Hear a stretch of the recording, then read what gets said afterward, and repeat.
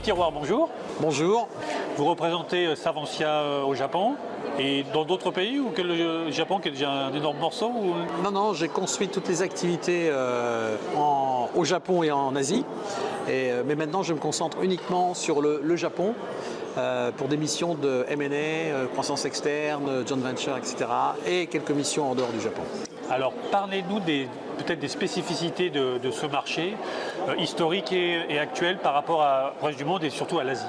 Alors, consommation du fromage au Japon, puisqu'on va se focaliser, je crois, sur le fromage et les produits laitiers, c'est une consommation, un marché qui est assez récent, qui a vraiment débuté à la sortie de la Deuxième Guerre mondiale, puisque le Japon était détruit et il fallait nourrir la population japonaise. Et donc, l'armée américaine a organisé l'importation de processed cheese pour nourrir d'abord les enfants et puis après les adultes et organiser ces distributions. D'ailleurs, que quand les Japonais ont repris, l'administration japonaise a repris le contrôle du pays, ils ont maintenu ce programme. Et encore aujourd'hui, tous les jours, il y a distribution de portions de fromage dans les écoles. C'est comme ça qu'est vraiment née la consommation de fromage ici au Japon pour devenir, je vais dire, quotidienne. Et c'est dans cette foulée que nous sommes inscrits. Et donc on a initié, nous, les exportations de fromage d'Europe il y a plus de 80 ans. Donc on a une expérience, donc c'est une marche lente et longue. C'est l'Asie, le Japon, c'est le premier marché de consommation de fromage en Asie, avec 400 000 tonnes de consommation par an. C'est une consommation qui est partagée entre ce qu'on appelle, nous, le processed cheese, les fondus, type les portions triangulaires, carrées, les slices que vous trouvez, et entre guillemets ce que disent les Japonais, le natural cheese, donc c'est le produit fait naturel à partir de lait, toute la fromagerie traditionnelle, donc qui peut être soit utilisé en cuisine, cuisine j'intègre les pizzas, etc. Donc c'est la grosse masse, le râpé et toutes les spécialités, on va dire, européennes, en partant du camembert jusqu'au parmesan, en passant par les fromages affinés à côte fleurie, bleu, chèvre et frais, non affinés. Alors quels sont les défis du fromage aujourd'hui au Japon? Alors j'imagine que le yen faible n'aide pas. J'ai cru remarquer que les Italiens, par exemple, importaient beaucoup de fromage au Japon, peut-être même plus que les Français. Est-ce que la marque française compte pour des Japonais? Est-ce que cette masse de processed cheese et puis fromage plus naturel, comme on dit, est-ce que ces deux ratios sont en train d'évoluer? Il y a 40 ans, le processed cheese représentait 80% de la consommation. Natural cheese 20%. Aujourd'hui, 60% c'est du natural cheese, 40% c'est du processed cheese. Alors naturellement, la consommation en volume a fortement augmenté, mais le consommateur japonais évolue, découvre de plus en plus ce qu'est le fromage naturel et surtout les spécialités, et petit à petit commence à consommer plus de produits, on va dire, type européen. Donc il y a une évolution, c'est une évolution qui se fait lentement, parce qu'il y a tout un problème d'éducation. Moi, quand je suis arrivé au Japon, par exemple, c'était impossible de vendre du fromage bleu. Pourquoi? Parce que dans l'image du japonais, fromage bleu, des moisissures, c'est négatif. Même le pays du natto, même si c'est un pays qui se connaît, etc. Oui, mais à l'époque, il y avait aussi le Japon, un pays humide, chaud, humide, beaucoup de moisissures dans les maisons, dans les salles de bain. Donc il y avait cette connotation. Et petit à petit, les Japonais ont appris à connaître et à dépasser ces idées préconçues. C'est passionnant ça, parce que c'est un pays qui a inventé la pasteurisation à peu près en même temps que la France, qui est familier pas de la pourriture, mais de la, je sais pas comment dire, la fermentation. De la fermentation, mais qui pourtant donc avait du mal à intégrer cette partie. Ouais, parce que la fermentation, natto, etc. Donc finalement vous voyez pas. Vous avez un produit, mais quand vous avez des fromages naturels, vous avez une croûte. Donc, qui peut être croûte fleurie blanche, mais qui peut aller sur des croûtes lavées, c'est rouge, c'est poisseux, etc. Quand vous êtes dans des bleus, vous avez des taches.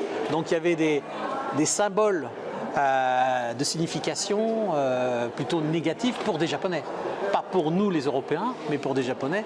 Il faut passer par l'éducation, par le testing, pour arriver à faire connaître les produits et à les faire accepter. Et comment on fait ça? On éduque des vendeurs, des grands magasins, on fait des on a monté nous beaucoup d'opérations dans les grands magasins, dans les supermarchés également, de dégustation, c'est-à-dire que plutôt dans un premier temps que de faire de la communication mass média, on a vraiment investi dans les magasins. Parce que si le consommateur japonais ne connaît pas, ne comprend pas, il n'achète pas, surtout que les produits sont chers. Sont chers par rapport aux produits locaux. Cher parce que il faut les importer au Japon, il y a le transport, il y a les droits de douane, même si maintenant les droits de douane baissent, mais il y a 20 ans c'était 30%. La chaîne du froid, c'est un enjeu, ils savent faire, donc... Non, la chaîne du froid, c'est... Alors, oui et non. C'est-à-dire que le Japon est un produit très sophistiqué et développé depuis longtemps, donc il y a une chaîne de froid qui existe. Pour nous, nos produits, il faut effectivement rentrer dans la chaîne du froid, hein, mais elle existe. Non, je dirais le plus grand challenge, c'est les pratiques commerciales ou business japonaises. Par exemple, tout ce qui est supermarché, retail, etc., ils ont ce qu'on appelle la loi du tiers. Donc les produits doivent être livrés au tiers de la DLUO, de la Chef Life, au magasin, reste un tiers sur les linéaires et retiré donc aux 2 tiers. Ce qui fait que pour des produits natural cheese qui ont naturellement des durées de vie courtes, quand vous arrivez, ça vous met des contraintes et des pressions très fortes. Et est-ce que vous pensez que, donc moi le Japon, c'est toujours le pays qui a mis le frais au sommet de sa gastronomie. Moi j'avais des étudiants chinois qui étaient avec moi à l'école, ils mangeaient du cuit. Et manger cru n'était pas possible pour eux. Est-ce qu'il y a un changement de mentalité en Asie là-dessus, sur l'importance, sur la saveur qui viendrait du Japon? C'est-à-dire une culture du fromage qui passerait par le Japon et qui après infuserait en Corée, en Chine, etc. à votre avis? Alors, ça dépend des circuits. Si vous vous adressez à des circuits, on va dire haut de gamme, premium, plutôt restaurant ou hôtel, oui, la culture japonaise, le fait que c'est un produit qui fonctionne au Japon, qui réussit au Japon, ça influence beaucoup les chefs ou les acheteurs dans ces circuits-là. Parce que l'image de la qualité japonaise. Quand vous êtes dans les circuits, je vais dire, d'accès, plutôt au supermarché, etc., non, c'est vraiment là, il faut arriver à matcher la culture locale et la consommation locale.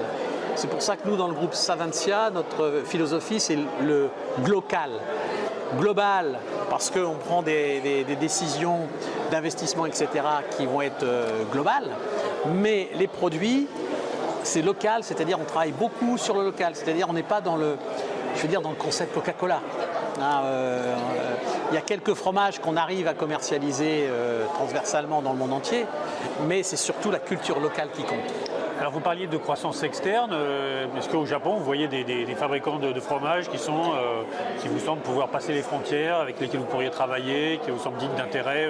Moi il m'arrive de manger des fromages japonais excellents, donc toutes des minuscules productions, mais ça vous semble, il y a des acteurs comme ça qui pourraient intéresser Savencia? Alors le fromage, moi je vais prendre la définition vue des yeux des Japonais, hein, parce que notre vision, nous, européenne, elle est faussée. D'abord, pour des Japonais, le fromage, c'est le processed cheese.